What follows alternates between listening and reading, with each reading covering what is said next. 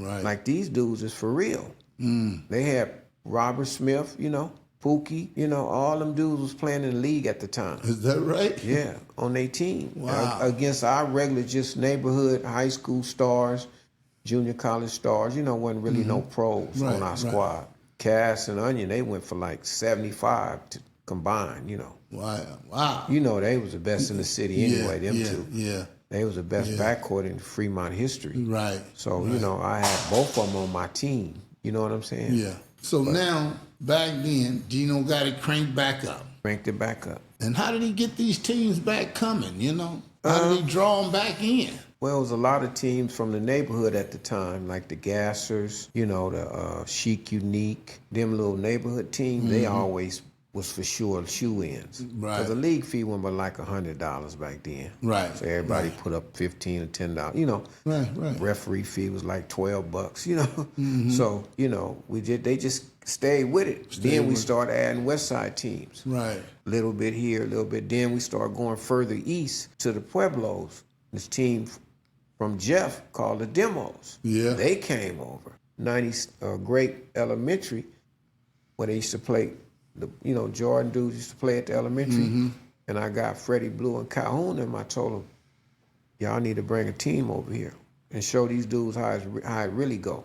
Is that right? And they came and won 4 straight championships in a row. Some boys from over there in the hood.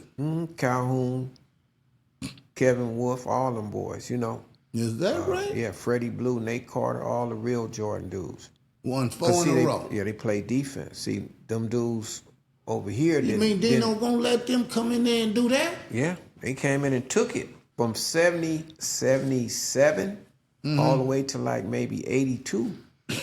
Well, one thing I do admire, though, that Dino was 16 and had a team. Yeah, and he could coach, too. He know what he doing. He do? Yeah, he knew what he was doing. I wonder who taught him how to coach. Because he wasn't playing. He played for Al. He did? Yeah, Dino used to conduct. Is that right? Man, with that one hand, he had the big hands. Yeah. Dino, that George McGinnis, that's what I used to call Dino him. played for Al? Yeah. Well, on his Al Youth Service team, the Royals. Is that right? Sure, yeah, Dino. Well, I want to Dino let people... could play. People didn't know that. I want to let them know I was a Royal, too. Don't get it twisted. I'm part of the royalty of the Drew for sure. organization, too.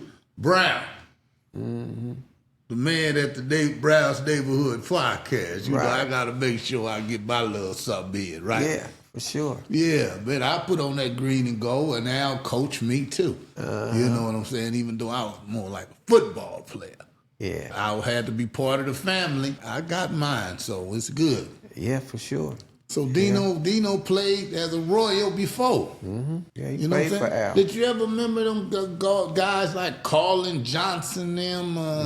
I was coaching at Fremont when they was playing varsity. I had the B's and C's. Is that right? Yeah, I had Todd and them. Todd and Clarence Worship. Remember Clarence? Yeah, remember Clarence, rest in peace. Yeah. I had all them boys. So, they was playing for me. You were still in the trenches, huh, man? Bobby Brown got me that job. Is that right? Man, see, you were supposed to just tell a brother that I got to dig all of that up out of you. Yeah. Is that right? So I mentioned Carlin Johnson, and then he started talking about... Huh? He lived on Mary. Yeah. Boy, Mary produced a pretty good product. Yeah. That was one of the nicest streets in the Thompson neighborhood. on that Kevin Thompson on that football team was the man. He played center. Yeah. And you couldn't get past him. No, you couldn't pass. He was a roughneck. Yeah. Eric ain't as rough as Kevin.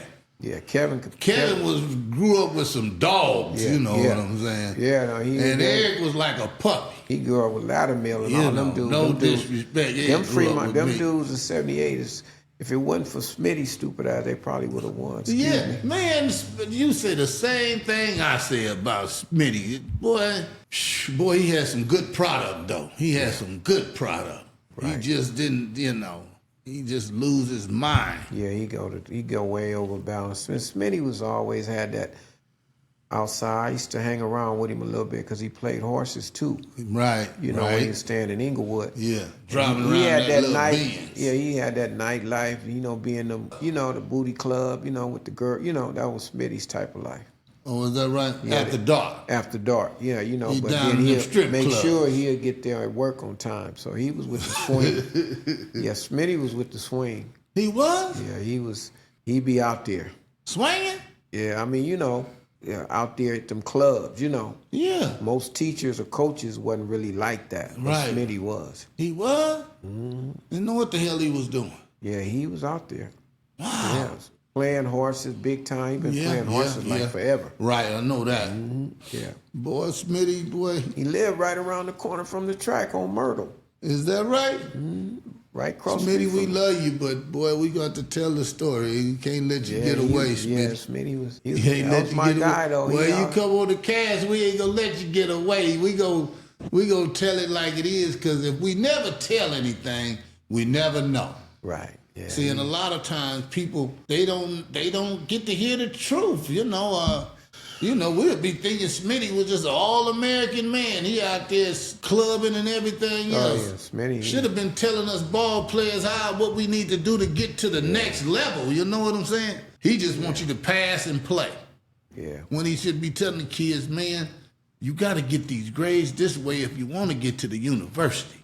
Right. Because everybody didn't come up in a household where their parents knew the educational system. You know what I'm saying? On that team that Eric's brother played on, a lot of them dudes should have been D1. Quite a few of them. Right, You know, the Mark Fulchers, right. them dudes. You know, Yeah. Laddermill, them. You know, Yeah. all Victor them, James and them yeah, kind all of them cat. dudes. They should have been D1s all the way with the plug that Tajai had Right. with Arizona. Tajai, we need you on this cast, man. Yeah. So Yeah. I seen him one day, he's still, out there doing his thing. Yeah. He said he had to put one more kid through school. So Yeah. Tajai, come on down and tell the story. We want to know what really was going on. He talked to me about it and was running it down to me, about the whole system, how things was. Yeah. So we need to hear it from somebody that lived it. Right. See what I'm saying? There's a difference when you just heard about it. Yeah. But see, when we talk about this Drew thing, you done lived it. Right. You was all over there as Fremont, coaching Ty. Ty was pretty good. Yeah, Ty. Yeah, he was my defensive specialist. Was he? I put Ty in. He shut all the bad boys down. Is that right? I still got that record over there at Fremont, 63-2. We didn't lose but 2 games in 3 years. Was Todd on that team? Yeah, he'll tell you. Boy, I'd better tell Todd, Yeah. And that was B's and C's. Right. But see, when it came time for me to get a promotion, right, Steve Lang, you know him, the track coach, was on my side. Right. But they put me in the Drew category, because Drew and Bethune dudes wasn't getting along. Right, man. You know what I'm saying? I So wonder why. Sam is from Bethune. No knock on him. He's my guy for sure. Okay. But he from Bethune, and then he was letting the Bethune dudes play, and the Drew dudes was like not getting the run they should have got. Well, you know what, man? It's kind of a trip that you say that, because I had Antoine on here. And he was kind of saying the same thing. For sure. That the guys at Bethune would get a little more pass than the Drew guys. Right. Boy, that's something, ain't it? Yeah, and they would have fights after the season is over.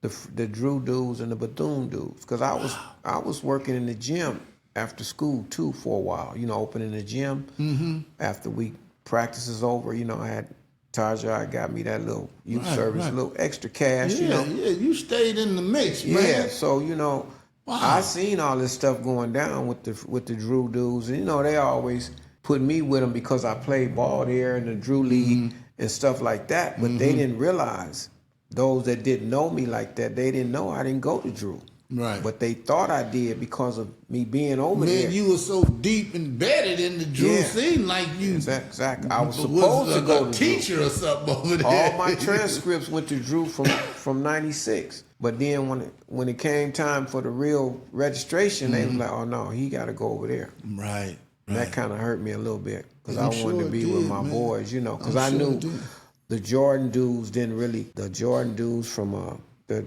elementary over there, and Markham dudes didn't like the Drew dudes. Right. So I knew it was going to be a divide. Wow. And it took me a while to ingratiate myself with these dudes at Markham because they know I probably was the only one living on Compton Avenue. The majority of them dudes lived on that side by the projects, or a lot of them lived in the Nickersons. Okay. You know, like Larry Gray and them, they lived in the Nickersons. Is that right? Yeah. And Dennis Biddle and them, they lived in the Imperial Courts. So as the Drew League started to grow, Right. how did it end up going over to Washington? Washington? What did it ever go over to Washington? Oh, Washington Park? Yeah. They built a gym. Okay.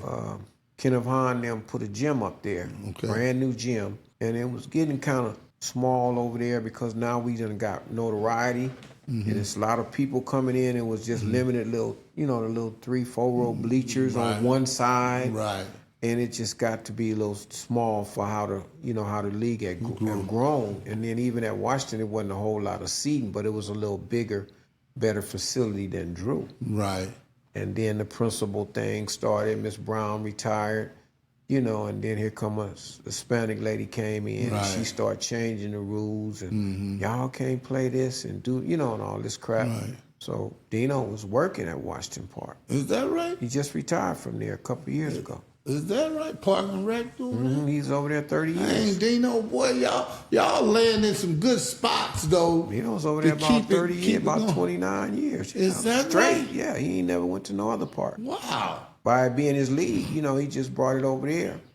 And look how that worked out, though. It worked out for like 2008, 9, 10, whatever the lockout year was. It really blew up when Kevin Durant and Kobe and LeBron and all them came. Just Barron brought LeBron down there. Davis brought LeBron, and I had told Jelly Bean, Kobe's daddy, rest in peace. Right. I played on the same team with Jelly Bean over at Cal State LA in the Summer Pro League in '77. Right? Yeah. So I had been knowing Joe. Right. But that's before Kobe was born. You see what I'm saying? Yeah. So Joe been knowing me a long time. So. Well, Bill, boy, you sure been putting in some work. Yeah, I tried to do. You've been putting for my neighborhood. It wasn't only for Drew; it was for the hood. Yeah. I keep telling them that. Everything I did, it wasn't for the money; it was for the hood. Right. Because they never gave me a dime to do nothing. Is that right? Yeah. Alvin used to most times he's like, Bill, when I moved up there before he left, before he gave it up, he was like, Bill, you done moved up there, man. Who I'm gonna get to announce? I said, Al, I'm coming. I'll be here. Don't worry about it. He used to always try to give me a little money, like gas money. I said, I'm good, Al. Wow. That's one thing I didn't need was no bread. I was good, Man. So you had that much bread? I had a nice little chunk of bread. Why? Because I had just moved from Fox Hills. What? To Upland. I stayed on Canterbury and Green Valley Circle. So you was making some good moves. Yeah, a lot of good moves. Yeah, good moves. You was always a smart guy, though. You know what I'm saying? Pretty much, yeah. Smart guy. You carried yourself very well, man. You know what I'm saying? So another young guy, if he, can glean things from you, was always neat and clean, carried yourself right. No drugs, no drinking. Yeah. Never in my life. That's what saved my life from this. Yeah. Yeah. The doctor said if you know what I'm saying? Yeah. He remind me of my boy Mike Houston. He ain't clean as you though, but he squeaky clean, He ain't doing Mike's a good dude. Mike a real good dude, you know what I'm saying? He used to always he come right up in the neighborhood too. Yeah. But Mike is a good dude. Yeah, that's my guy. He always give me love. Yeah. I try to mention him all the time because he done really done a lot. He a behind the scenes kind of guy, you know what I'm saying? He'll do things. Been very supportive of me, you know what I'm saying, Mike? So sometimes you got to tell brothers thank you for that kind of stuff. When he see me at the gym, he'll come all the way on the other side of the gym to give me a hug, Yeah. Always. He gonna give you that little laugh he got, Yeah, that's my boy there. Yeah. He always tell me, you all right? I said, yeah, I'm all right. Yeah, So, all right, that's just now, how let I me do. know. That's Let just me how- know. I said, I'm good. Yeah, that's him. That's him. But the love they show me at the Drew is unheard of. You know, I have no regrets for what I've done. Right. You know, like I said, it wasn't for financial gain. It was for the hood. Right. Because I'm going to watch bread, you know. Right. Yeah, They don't. no, A lot yeah. of dudes didn't know that, though. Right. Because when you don't go to Fremont with them, Right. you know how somebody, like my cousin Stan, he went off to Southgate. And he kind of lost the respect when he went there. So they was like, why you going to go over there? How come he just couldn't go to Jordan? Right. You know, like that. So, Well, you know, a lot of times people Yeah. trying to figure things out, trying to make what they think is better life moves, yeah. you know, for their life and stuff like that. And And he was actually scared to go to Jordan.